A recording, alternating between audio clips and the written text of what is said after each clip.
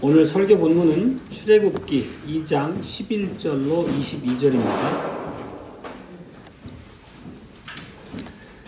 모세가 장성한 후에 한 번은 자기 형제들에게 나가서 그 고역함을 보더니 어떤 애굽 사람이 어떤 히브리 사람 곧 자기 형제를 치는 것을 본지라. 좌우로 살펴 사람이 없음을 보고 그 애굽 사람을 쳐 죽여 모래에 감추니라. 이튿날 다시 나가니 두 히브리 사람이 서로 싸우는지라. 그 그른 자에게 이르되 네가 어찌하여 동포를 치느냐 하매 그가 가로되 누가 너로 우리의 주제와 법관을 삼았느냐. 내가 애굽 사람을 죽임같이 나도 죽이려느냐. 모세가 두려워하여 가로되 이 일이 탈로 되었도다. 바로가 이 일을 듣고 모세를 죽이고자 하여 찾은지라. 모세가 바로의 낯을 피하여 미디안 땅에 머물며 하루는 우물 곁에 앉았더라. 미디안 제사장에게 7딸이 있더니 그들이 와서 물을 길어 그 위에 채우고 그 아비의 양무리에게 먹이려 하는데 목자들이 와서 그들을 쫓는지라. 모세가 일어나 그들을 도와 그 양무리에게 먹이니라. 그들이 그 아비 르우엘에게 이를 때에 아비가 가로되 너희가 오늘은 어찌하여 이같이 속히 돌아오느냐. 그들이 가로되 한 애굽 사람이 우리를 목자들의 손에서 건져내고 우리를 위하여 물을 길어 양무리에게 먹였나이다. 아비가 딸들에게 이르되 그 사람이 어디 있느냐. 너희가 어찌하여 그 사람을 버리고 왔느냐. 그를 청하여 음식으로 대접하라 하였더라. 모세가 그와 동거하기를 기뻐하며 그가 딸 십보라를 모세에게 주었더니 그가 아들을 낳음에 모세가 그 이름을 게르솜이라 하여 가로되 내가 타국에서 객이 되었음이라 하였더라. 아멘. 네, 이미 말씀드린 것처럼 오늘 설교의 제목은 모세는 두 번의 출애굽을 통하여 생명의 길을 선택했다는 내용입니다. 주 예수 그리스도의 사랑하는 형제자매 여러분, 오늘날 기독교는 정말 수많은 교파가 분리돼서 난립하는 그런 어지러운 상황입니다.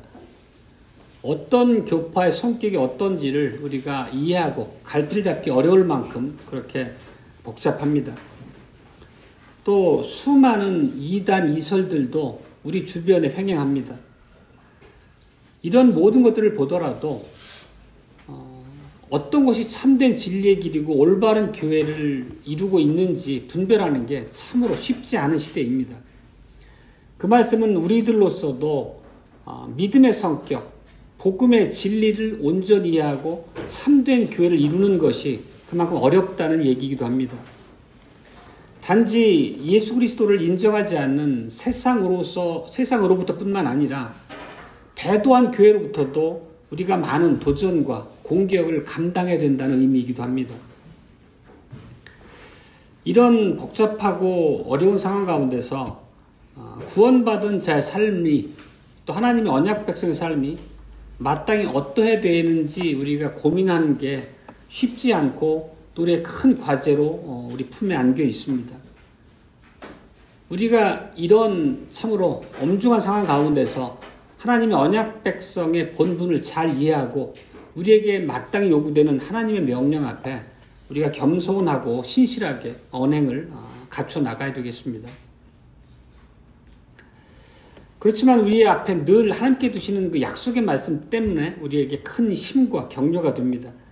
하나님은 어제나 오늘이나 앞으로도 영원히 동일하신 분입니다.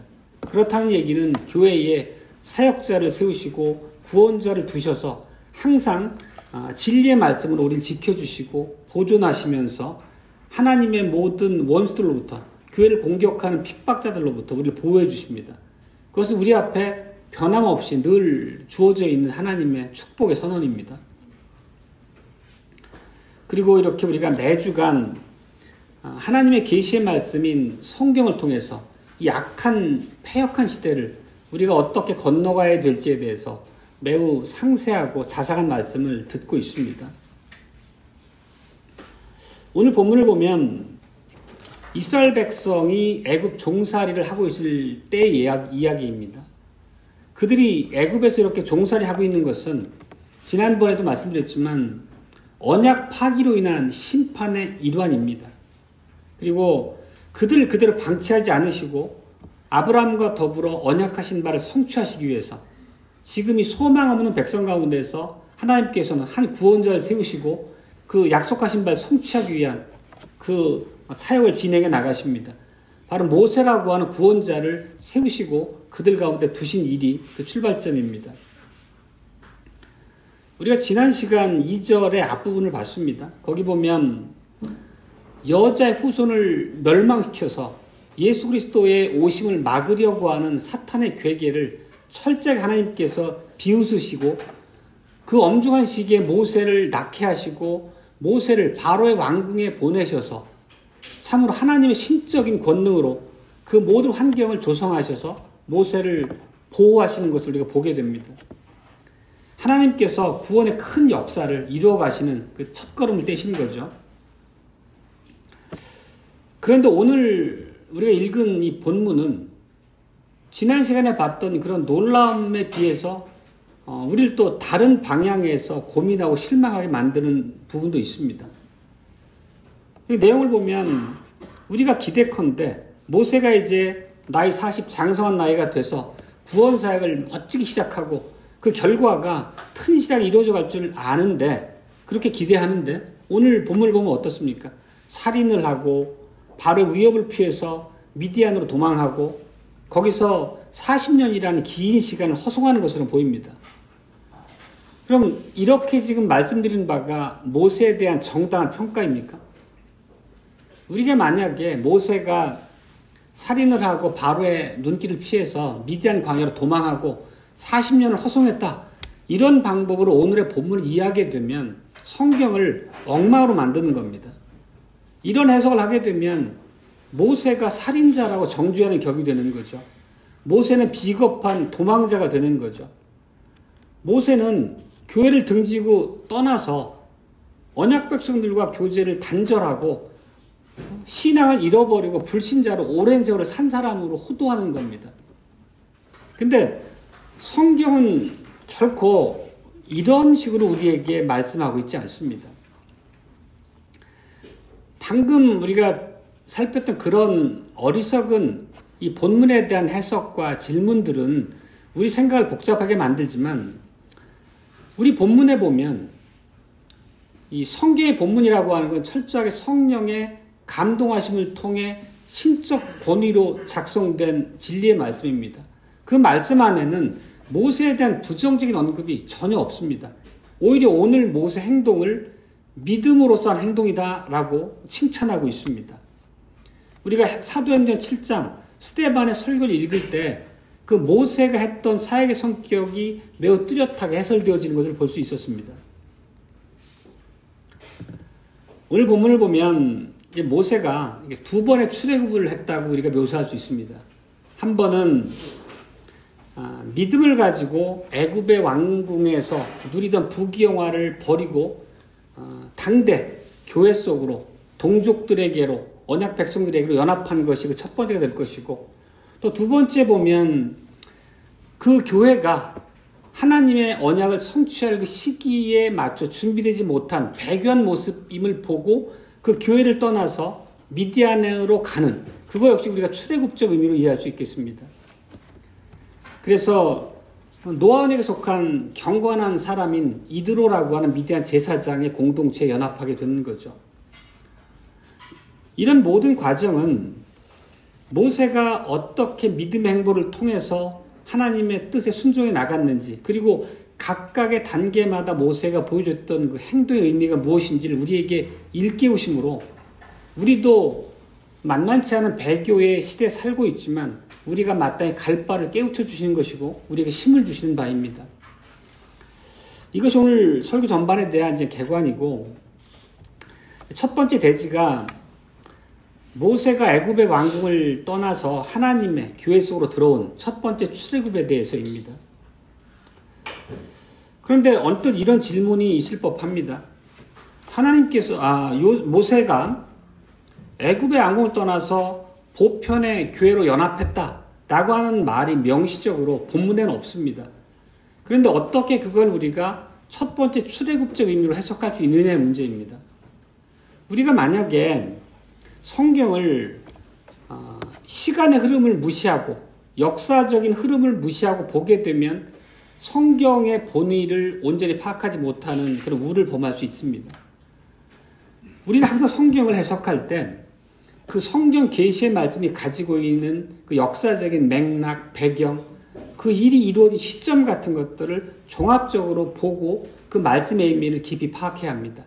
그렇지 않을 때 성경은 사실 우리가 매우 단편적으로 이해하고 성급하게 그 안에서 교훈점을 도출하려다 보면 또 도덕과 윤리의 책으로 성경을 잘못 활용하는 그런 어리석음에 빠질 수도 있습니다. 우리가 과거에 그런 글도 나눈 바 있지만 요즘에 사실 성행하는 큐티라고 하는 게 성경을 그렇게 깊이 있는 전체 맥락과 역사성을 고려한 충분한 의미를 해석하지 못하게 만드는 그런 잘못된 성경 학습 방법이기도 하죠. 오늘 본문은 특별히 이런 배경, 역사적 맥락 이런 것들을 충분히 살펴봐서 해석을 해야 됩니다. 성경 66권의 전체가 하나님의 감화 감동을 통해 사람 저자를 통해 작성된 하나님의 계시의 말씀이죠. 그렇다면 이 모든 성경을 종합적으로 살펴서 말씀하신 바, 즉 오늘의 사건에 대해서 성경의 다른 부분이 어떻게 해석하고 있는 말을 살펴야 된다는 얘기죠. 즉 오늘 사도행전 7장 스데반의 설교 안에서 모세 사역에 대한 성격을 어떻게 정의하고 있는가, 그건 역시 성령님의 뜻을 따라 기록된 성경으로 보고 종합적인 해석이 필요하다는 겁니다. 이것이 바로 성경 해석의 기본 원리이기도 하죠. 성경은 성경으로 해석한다라는 거죠.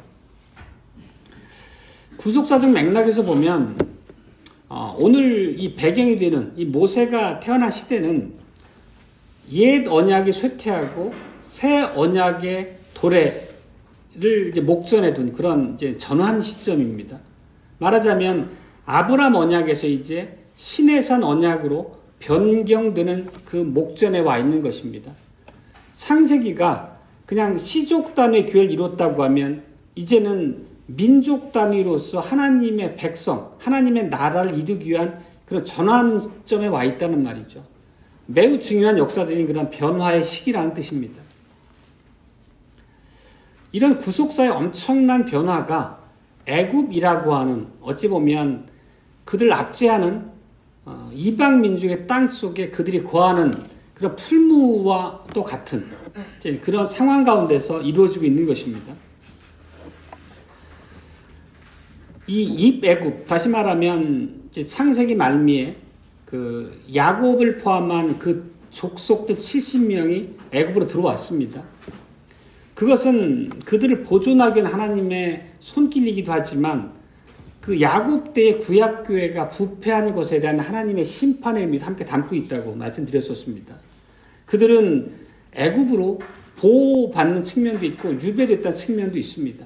지금 애굽에서 그들의 그런 압제하에 종살이하고 있는 것 자체가 그런 심판의 일환으로 우리가 이해한 바 있습니다. 처음에 이스라엘 사람들은 고센이라고 하는 이제 바로가 주어진 그들만의 그 땅에서 편안하게 살았지만 이제 왕조가 바뀌고 요셉을 알지 못하는 왕이 등장함으로 이제 오히려 이스라엘 민족을 어떻게든 핍박해서 인구를 줄이려고 하고 멸족시키려 하고 하는 그런 위기 상황 가운데 이제 이 상황을 맞게 됩니다. 이 모든 과정은 하나님의 주권하에 행사된 일로 이렇게 시편 기자는 고백합니다. 시편 105편 23절인데요. 이에 이스라엘이 애굽에 들어가며 야곱이 함 땅에 객이 되었도다. 지금 이스라엘의 상황을 얘기하고 있습니다. 또 이어지는 25절에서도 또 저희 마음을 변하여 그 백성을 미워하게 하시며 그 종들에게 교활히 행하게 하셨도다. 상황의 급격한 변화를 지금 말하고 있습니다. 이 시편 안에 담긴 얘기는 하나님께서 바로를 도구로 사용해서 당신의 백성들을 압제하고 있다는 의미의 다름 아닙니다. 이 압제라고 하는 것은 우리에게 인내를 요구하죠. 우리 삶 가운데서도. 결국 지금 하나님께서 이스라엘 백성에게 하시고 있는 일은 심판의 불을 통해서 이 백성들을 연단하시고 정화하는 과정이다. 이렇게 이해할 수 있다는 것입니다. 이제 새로운 언약, 신의 산 언약을 맺는 그 목전에 와 있는 상황에서 그들의 부패와 타락을 연단하고 돌이키는 하나님의 손길로서 이 과정을 이해해야 된다는 말씀입니다. 그리고 동시에 그 어렵고 힘든 핍박의 과정 중에서도 히브리 민족은 계속 번성을 거듭합니다. 그 번성의 의미는 하나님께서 아브라함이 가시던 약속의 성취와 다름이 아닙니다. 아브라함이 가시던 약속이 뭐죠? 결국은 하늘의 별처럼 많은 후손을 준다는 것, 즉 씨에 대한 약속과 더불어서 땅에 대한 약속입니다. 지금 이들의 민족이 생육하고 중다하고 번성하고 창대하고 이런 모습으로 묘사되고 있습니다. 이것은 아브라함에 가셨던 그 씨의 약속의 성취를 우리가 이해할 수 있다는 뜻입니다. 즉 애굽이라는 풀무 속에서 그들을 심판하시고 정화하시고 그들을 새롭게 다듬어 가시는 것과 동시에 아브라함에게 하셨던 씨에 대한 약속을 이루어 가시는 일이 동시에 이루어지고 있다는 뜻입니다. 그것이 지금 애굽이라고 하는 풀무 속에서 하나님께서 하시고 계신 일입니다. 그리고 그 일에 매우 중요한 한 부분으로 모세의 탄생이 있습니다. 그리고 우리가 지난 시간에 봤던 것처럼 모세가 태어난 가정은 믿음의 가정이었습니다.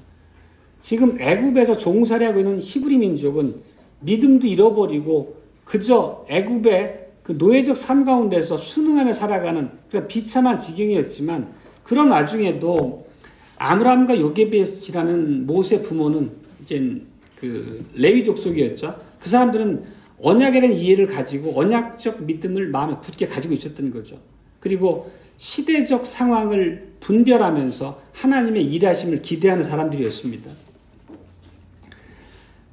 이 히브리서 저자가 모세 부모의 믿음에 대해서 이렇게 묘사했습니다. 지난 시간에도 봤던 구절인데요. 히브리서 11장 23절입니다.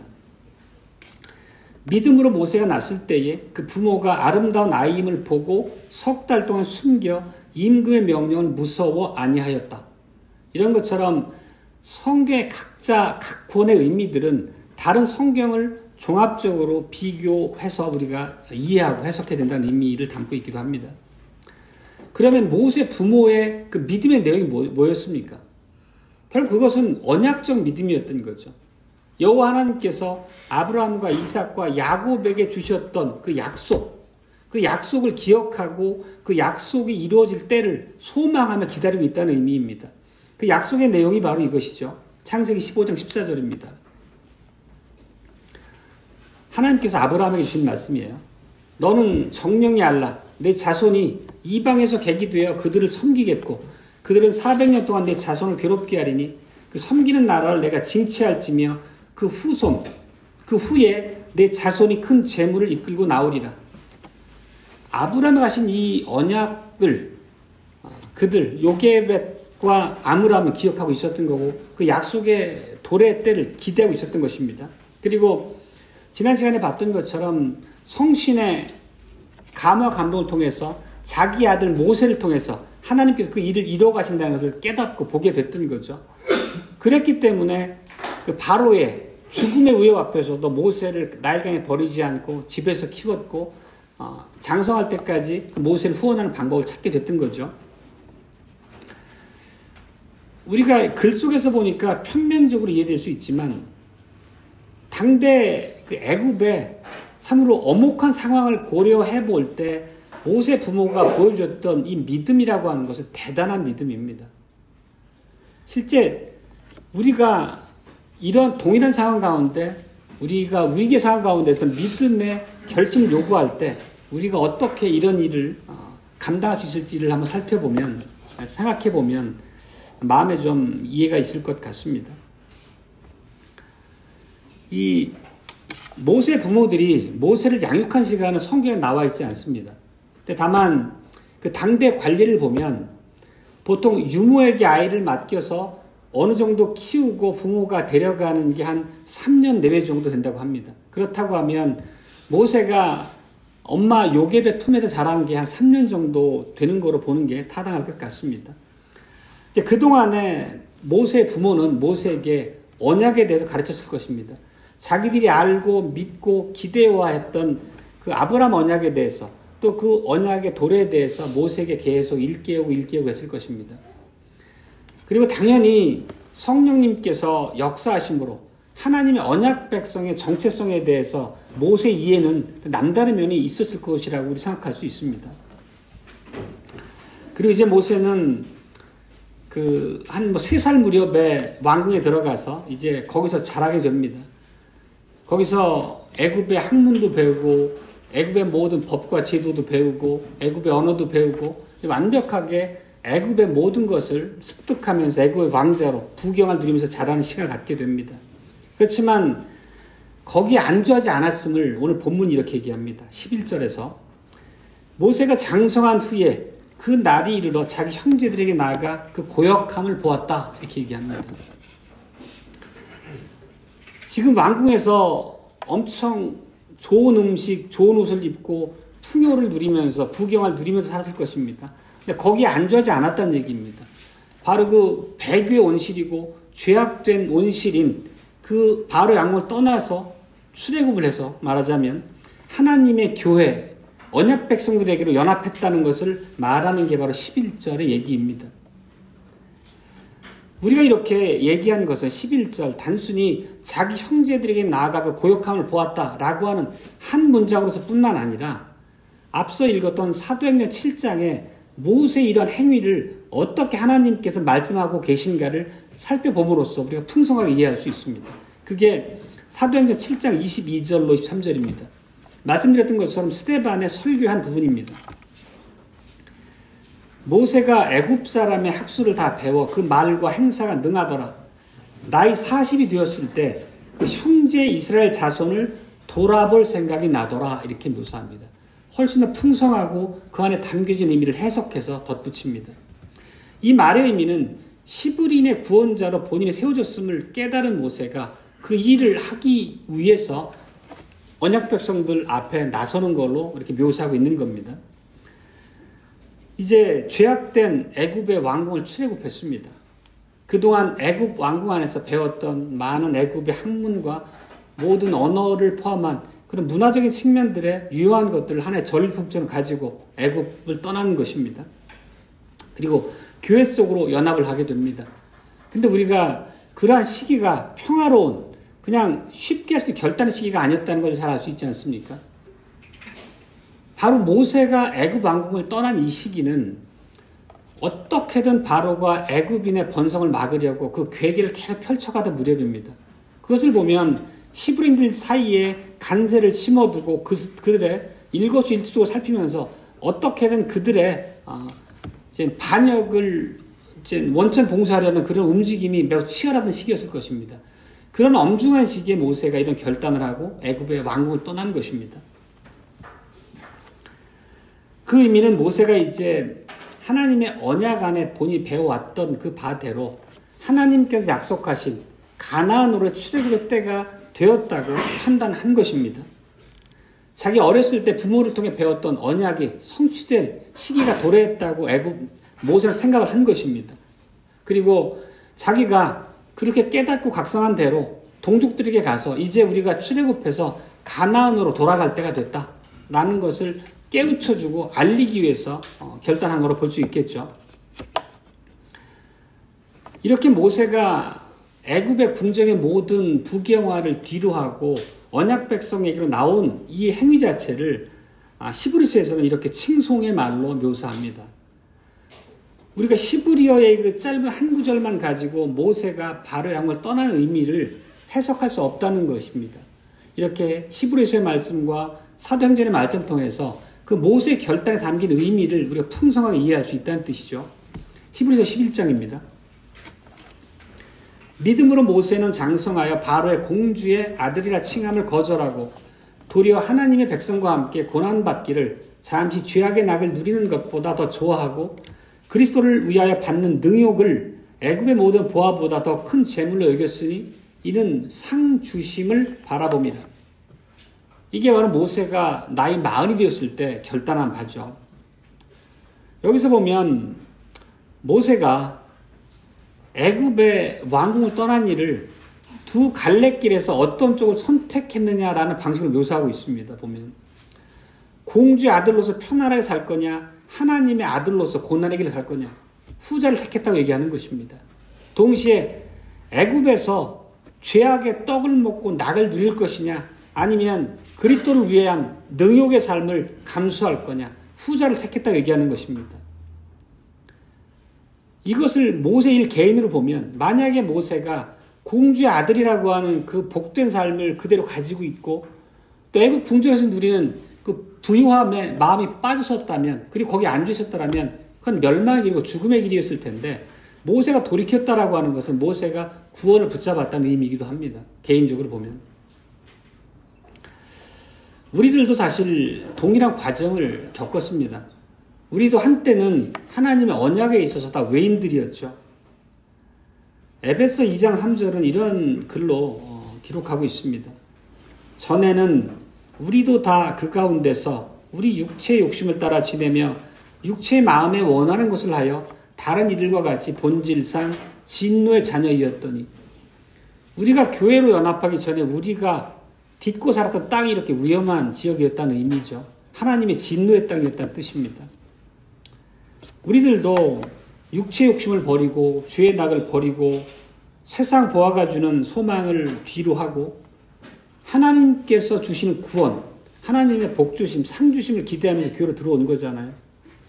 그 결단의 시기는 우리가 뚜렷한 각성이 부족했을지라도 믿음의 연조가 커가면서 진리가 깨우쳐지면서 그런 말씀들이 더욱더 우리 앞에, 우리 마음속에 견고하게 자리 잡고 있습니다. 그럼에도 불구하고 우리가 이렇게 교회 속에 들어와 주님의 놀라운 진리의 보화 가운데 삶에도 불구하고 여전히 죄악된 세상의 낙을 그리워하는 마음을 갖고 계시지 않습니까? 혹시 세상이 주는 즐거움이나 세상이 주는 소망, 또 세상적 위로를 구하는 일에 아직도 마음을 뺏기고 발을 반쯤 세상을 향해 담고 계시지 않습니까? 이런 사람들에게는 구원이 있을지 없을지 참 우리에게 두려운 일입니다.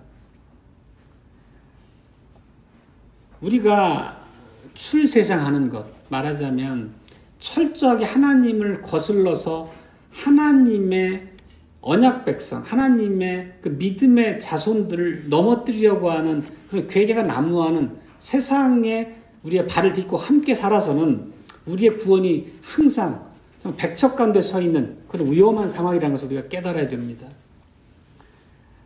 우리는 날마다 세상으로부터 돌이키는 그런 결단이 있어야 되죠.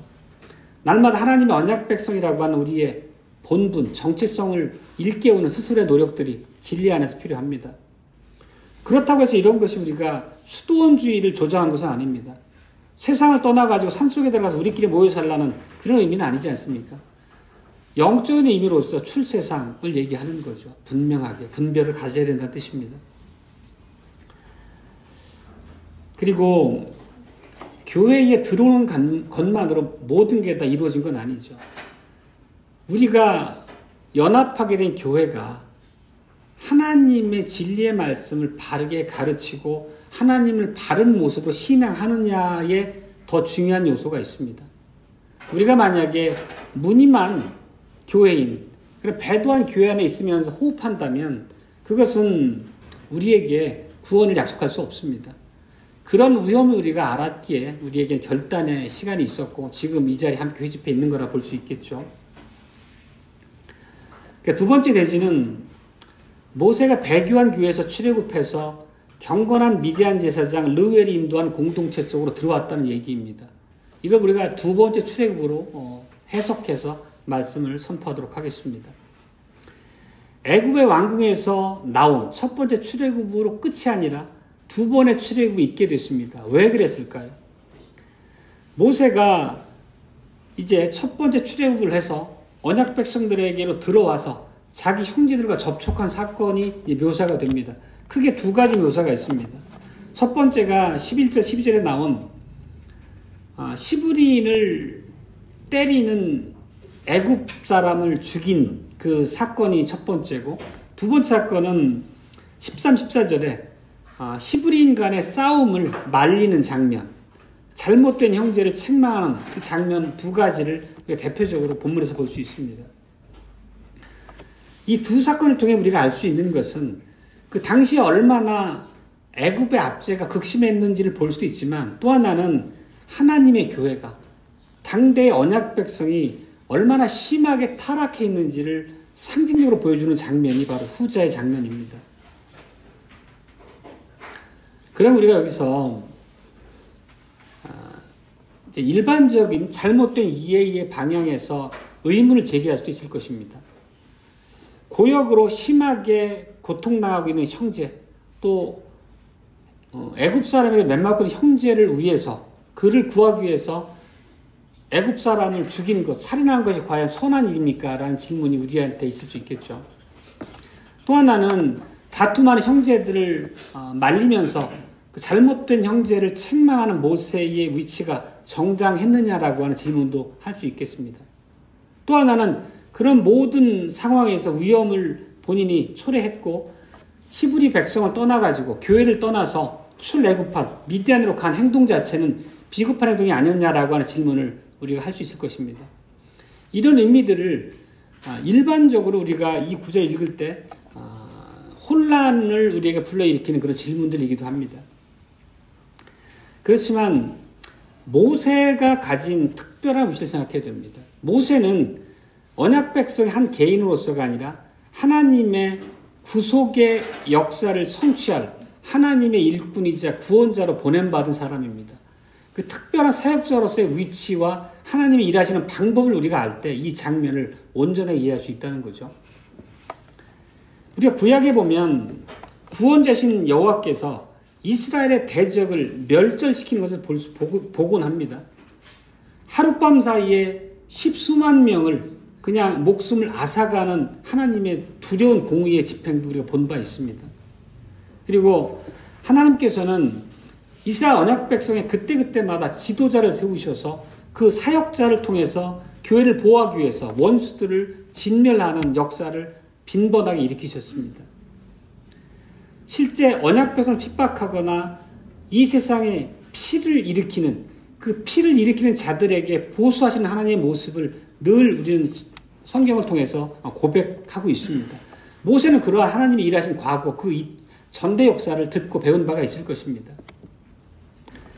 그리고 결정적으로 오늘 읽은 7장 스데반의 설교에서 보면 성령의 감동을 받은 스데반 역시도 모세가 그냥 격렬한 감정에 휩싸여서 사적인 분노로 애굽 사람을 쳐 죽이는 것이 아니다라고 분명히 묘사합니다. 모세가 하나님의 구원자로 부름받은 본인의 직분에 대한 깨달음을 전제로 한 사역의 일환으로 묘사를 합니다. 이렇게 묘사합니다. 7장 25절에서 사도행전. 저는, 모세는이죠. 모세는 그 형제들이 하나님께서 자기의 손을 빌어 구원하시는 줄을 깨달으리라고 생각했다. 이렇게 묘사합니다. 이 말에 담긴 의미는 모세가 무분별하게 그냥 폭력적인 습성을 가지고 칼을 휘두른 게 아니란 뜻입니다. 모세는 하나님께서 자기에게 맡긴 직분을 깨닫고 그 직분적 권한의 행사로서 이 일을 벌였다는 것입니다. 즉 자기에게 맡긴 언약 백성 이스라엘을 구원하려는 행동을 일을 했다라는 것으로 사도행전의 묘사는 말하고 있는 겁니다. 모세가 이런 일을 한 배경을 우리가 살펴보면 모세는 자기 나름대로 시대적인 특성을 살피고 있습니다.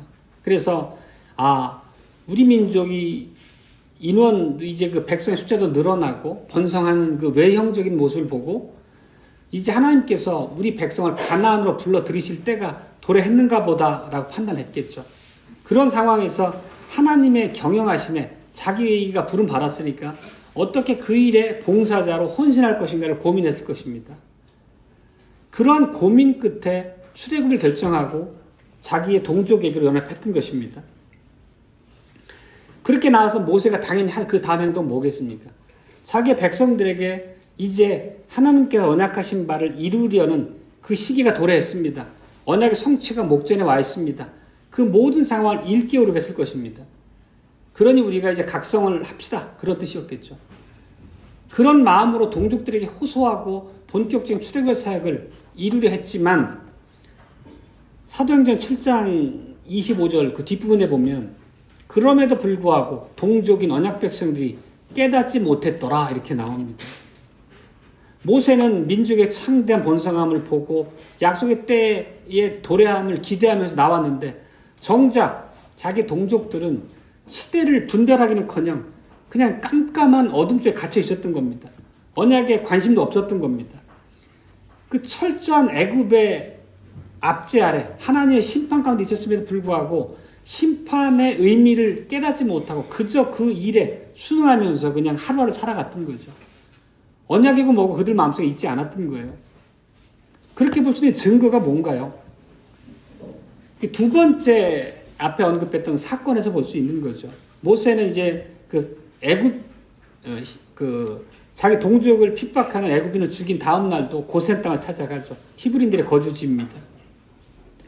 그 역시도 자기를 구원자로 세우신 하나님의 뜻에 따라서 언약적 사실을 일깨우고 동족들을 함께 구원의 자리로 불러일으키기 위한 사역의 첫걸음으로서 갔던 거 아니겠습니까?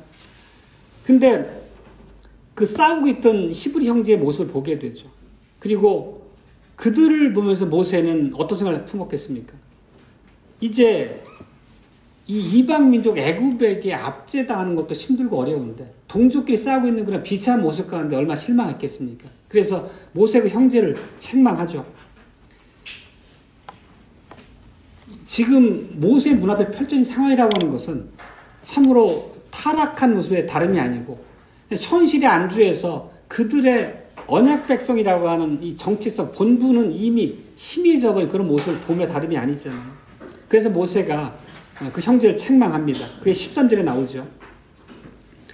그 그런 자, 그 잘못을 행한 자에게 이르되 내가 어찌하여 동포를 치느냐.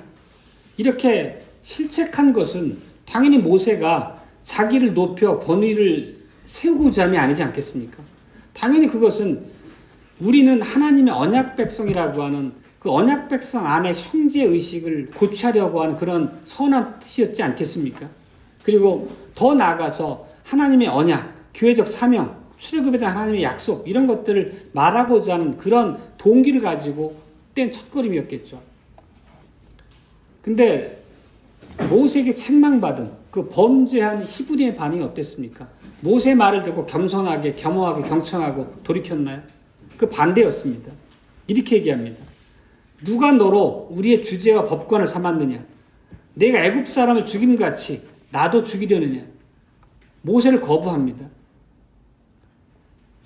이 모습 안에서 지금 모세가 첫 번째 출애굽을 통해서 연합했던 언약 백성들, 구약, 교회, 이스라엘의 현 주소가 극명하게 드러나고 있는 거죠. 근데 이런 거부의 말은 우리에게 굉장히 낯익은 부분이 있습니다. 창세기 19장에 보면 소돔과 고모라를 심판하기 위해서 천사가 소돔과 고모라 성을 방문하죠. 그리고 롯의 집에 머물게 되는데 그 소돔과 고모라 성의 도성의 거민들이 롯의 집에 와가지고 내가 그들과 상관해야 되겠으니 그들을 내놓아라 라고 그렇게 무리한 음행을 이제 고집합니다. 그때 롯이 어떻게 얘기했습니까? 성하노니 내 형제들아 이런 악을 행치 말라. 그때 그러면 그 도성의 소돔과 고모라의 거민들이 겸손하게 뜻을 인정하고 가르침을 받아 돌아갔습니까? 그 반대였죠. 오늘 히브리 백성의 모습과 거의 흡사합니다. 이렇게 얘기했어요. 그들도. 그들이 가로되 너는 물러나라. 또 가로되 이놈이 들어와서 우거하면서 우리의 법관이 되어야 하는도다. 똑같은 말씀입니다. 사실 하나님의 소돔과 고모라의 그 철저한 타락을 향한 심판이 그나마 유예가 되고 신라 같은 희망을 이어가는 기회가 됐던 것은 롯을 통해서인데 롯을 철저하게 거절한 그들의 모습 속에서 멸망당할 백성의 그 우둔한 모습을 그대로 동일하게 보게 되는 겁니다. 지금 모세가 왕궁을 떠나서 연합한 모습 자체가 얼마나 비참지경이었는지 우리가 살피고 있습니다. 어찌 보면 노예적 삶이라고 하는 게 하루 종일 강제노역에 시달리다가 저녁에 들어가면 그냥 골아 떨어지고 또 다음날 새벽에 또 일하러 나가고 그런 날마다 살인데도 불구하고 그 안에서 그냥 작은 이권을 더 얻고자 그 척박한 현실에 내몰려 노예로 살았는데도 불구하고 그냥 그 안에 순응하면서 조그만 이권을 놓고 다툼하는 모습이 그들의 현 주소였다는 거죠. 이런 모습 안에서 이제 모세는 크게 실망을 하고 이 배교하고 사분오열되어 있는 동족의 모습을 보고 자기의 노력이 자기의 구원 사이에 더 이상 아무 의미를 갖기 어렵겠구나 라는 것을 깨닫게 되죠. 그래서 참 깊은 시름에 빠졌는데 일은 점점 더 악화되죠. 히브리 사람 중에 한 사람이 모세의 책망을 거절한 것도 이제 부족해서 모세를 살인자로 바로에게 가서 고소합니다. 그죠? 그래서 바로가 모세를 잡아 죽이려고 나서게 되죠. 이제 모세는 어쩔 수 없이 애굽 땅을 떠나게 됩니다. 이것은 달리 말하면 배교한 교회, 타락한 교회, 소망이 없는 교회를 뒤로 하고 눈물을 머금고 모세가 떠나는 걸로 우리가 이해할 수 있겠습니다.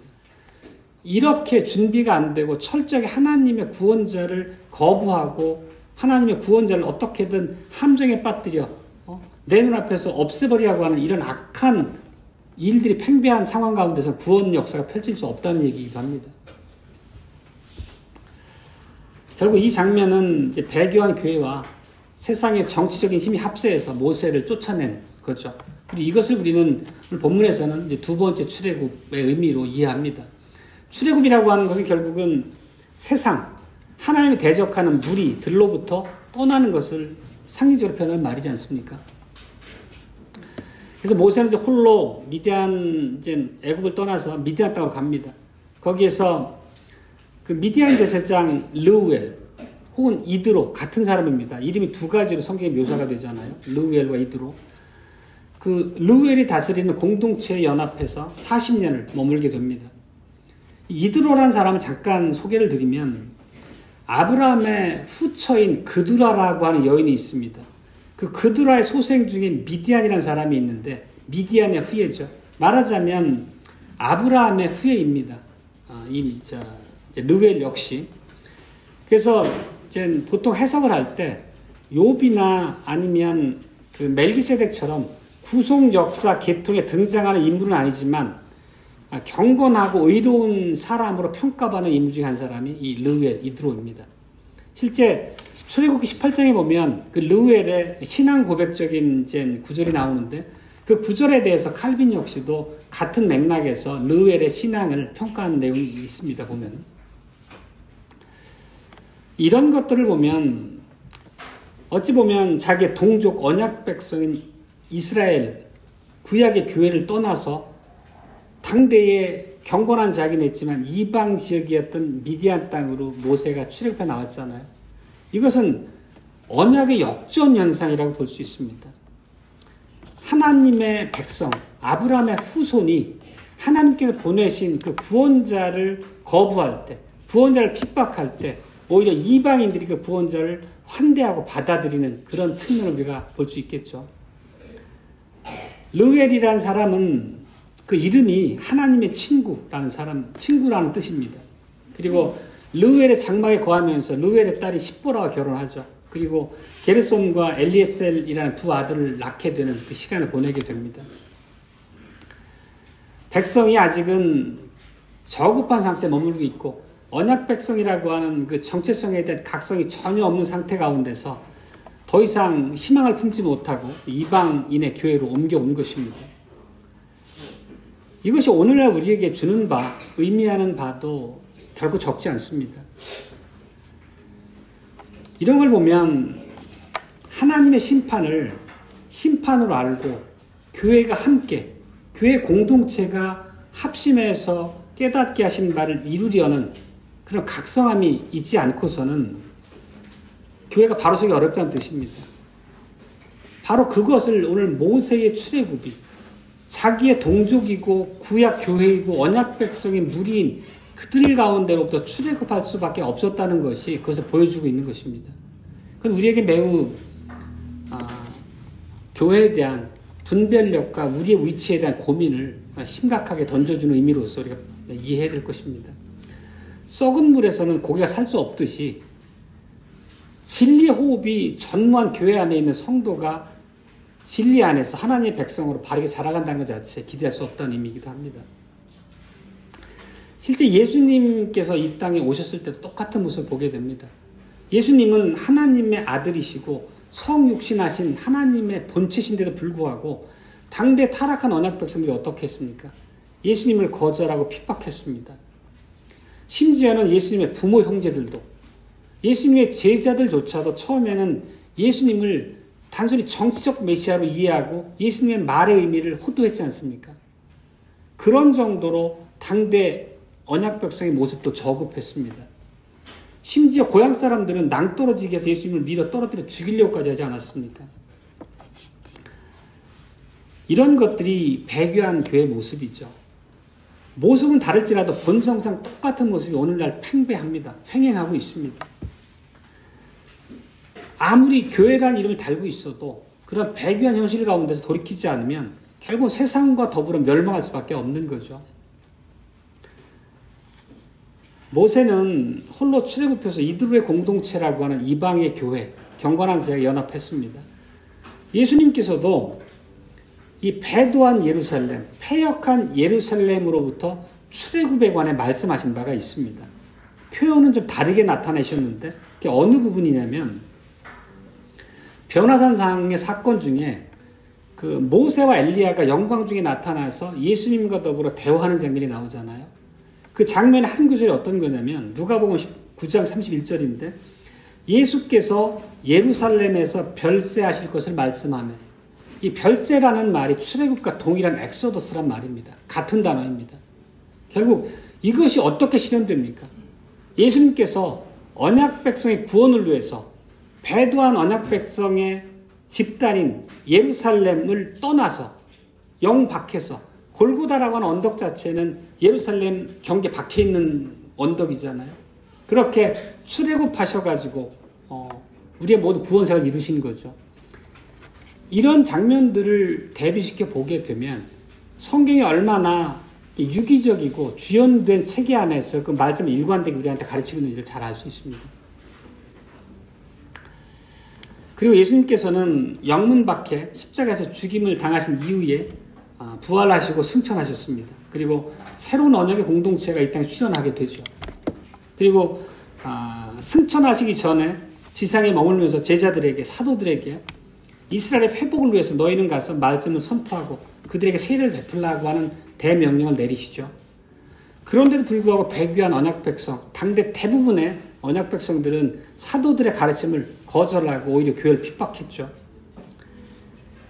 그래서 오늘 사도행전 7장에 다시 스데반의 설교를 보면 출애굽기 2장, 다시 말하면 모세가 구원자로 등장했는데도 불구하고 백성들은 모세를 오히려 손가락질하고 모세를 신고해서 바로에게 내주는, 모세 생명을 헤아려 하는 그런 모습을 보였잖아요. 그것을 예수님께서 당대에 오셔서 동족 이스라엘로부터 핍박을 받고 돌아가신 것과 동일한 모습으로 적용을 합니다. 그 장면에 연합시켜서 해석을 하고 있는 거죠.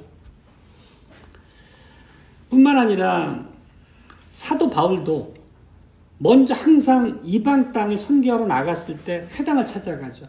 회당은 디아스포라라고 하는 로마 각 지역에 퍼져 사는 동족 백성들이 이루고 있는 말하자면 신화의 공동체죠. 근데 거기 가서 대부분의 경우는 핍박당하고 인정받지 못하고 죽을 위기까지 내몰리게 되잖아요. 그러면 바울은 회당을 나와서 이방인들에게로 들어가서 이방인의 교회를 세우곤 했습니다. 그게 사도행전의 기록에 반복되지 않습니까? 이런 방식으로 배교한 유대인을 향한 하나님의 심판의 불 속에서도 하나님의 약속, 하나님의 교회를 세우는 일은 멈추지 않습니다.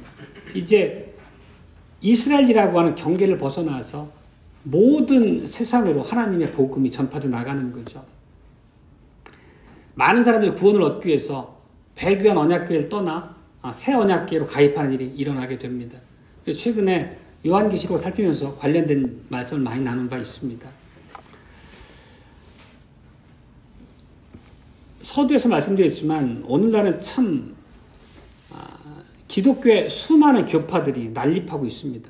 다 자기네가 정통이고 옳다고 주장합니다.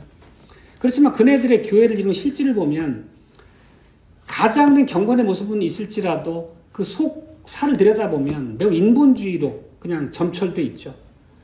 그나마 나은 모습이라 볼 수 있는 게 그만큼 세상의 현재 교회 모습은 타락해 있습니다. 달리 말하면 오늘 우리가 살폈던 본문의 히브리 교회처럼 애굽이라고 하는 풀무 속에 심판받고 있는 모습처럼 오늘날의 교회가 그 모습과 다르지 않습니다. 이런 모습 가운데서 새로운 시대의 도래를, 하나님의 구원의 엄중함을 바라보는 사람들은 그 도무지 가망 없어 보이는 그 패역한 교회를 떠나서 자기가 몸을, 자기의 구원을 의탁할 새로운 안식처를 찾게 되는 것입니다. 만약에 이미 교회가 배도한 현실 안에 머물면서 어떻게든 그 타락한 교회를 붙들고 세우려는 노력 자체를 미련을 가지고 반복하다 보면 결국은 자기와 자기의 생명과 구원마저도 잃게 되는 것입니다. 이 교회 회복이라는 것은 한두 사람의 선각자가 있다고 되는 것이 아닙니다. 한두 사람이 하나님의 언약을 깨닫고 정말 복음의 진리를 깊이 깨닫고 교회를 이루는 실질에 대해서 알았다고 해서 그 한두 사람의 힘으로 교회가 회복되고 바르게 세워지는 것이 아니라는 뜻입니다. 오히려 거대한 배교의 물결에 휩쓸려서 자기의 영혼마저도 멸망당할 수 있는 위험으로 내몰 수 있습니다. 그것이 배교한 교회가 얼마나 무서운지 보여주는 거죠. 진정한 교회 회복, 또 교회가 바르게 서서 하나님의 교회답게 서나가는 것은 모든 성도들이 한 믿음 안에 함께 각성을 하고 하나님의 경영하시는 바를 겸손히 인정하고 따라갈 때 가능하다는 것입니다. 모세는 이러한 교회의 본질적인 측면, 구원에 대한 하나님의 일하시는 과정에서 자기의 위치를 깊이 깨달았기 때문에 두 번째 출애굽, 말하자면 구약교회, 당대 애굽의 종로로 타는 히브리 백성을 떠나서 이방에 몸을 의탁할 수밖에 없었던 거죠. 이 부분 앞에 우리는 우리의 모습도 겸손히 살펴봐야 됩니다. 정리하고 말씀 맺겠습니다. 우리들은 구원을 얻기 위해서 세상으로부터, 하나님을 알지 못하는 죄악된 세상으로부터 출애굽을 했었습니다. 그리고 거룩한 그리스도의 보편의 교회로 연합했었습니다. 그리고 가슴 아프게도 우리가 속했던 그 교회가 우리가 바르게 깨닫게 된 그 복음과 진리에 비춰서 바른 교회 모습이 아니라는 그런 깨달음이 있었기 때문에 도무지 가망 없는 그런 타락한 배교한 교회를 다시 떠나온 거죠. 어찌 보면 우리도 세상으로부터 교회로 들어왔지만 우리가 애초에 몸을 의탁했던 교회가 실제 우리가 깨닫게 된 복음의 진리에 비춰볼 때 바른 교회가 아니기 때문에 다시 교회를 떠나 새로운 교회를 일구는 지금 모습을 갖추게 된 것입니다. 이런 것이야말로 하나님의 놀라운 은혜라고 볼 수밖에 없지 않겠습니까? 우리가 남들보다 대단히 똑똑하고 하나님의 진리에 대한 통찰력이 남다르기 때문이 아니라 우리에게 그런 말씀의 진리를 볼 수 있는 눈과 계기를 주신 거죠. 또 전후좌우의 형제들을 통해서 혹은 부모나 자식을 통해서 복음의 부요함의 그 진수를 깨우쳐 주신 거죠. 그런 하나님의 각별하신 은혜가 있었기 때문에 우리가 지금 이런 복음의 내용을 듣고 우리의 구원을 견실하게 이루어갈 수 있는 거죠. 그렇다면 당연히 앞으로도 우리가 하나님의 이 거룩하심, 그분의 일하시는 경륜을 겸손히 배워야 되겠습니다. 그리고 어떤 길이 우리가 안전하게 우리의 구원을 세워갈 수 있는 길인지를 분별했다면 세상의 사람들이 혹은 배교한 교회가 우리를 향해서 공격하고 조롱하더라도 그런 것을 우리가 담대히 물리치고 우리가 깨달은 바 복음의 진리에 바로 선 교회를 이뤄가야 되겠습니다.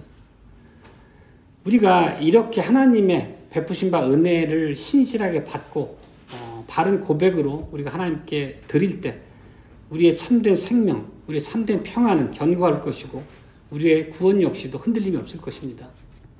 아멘.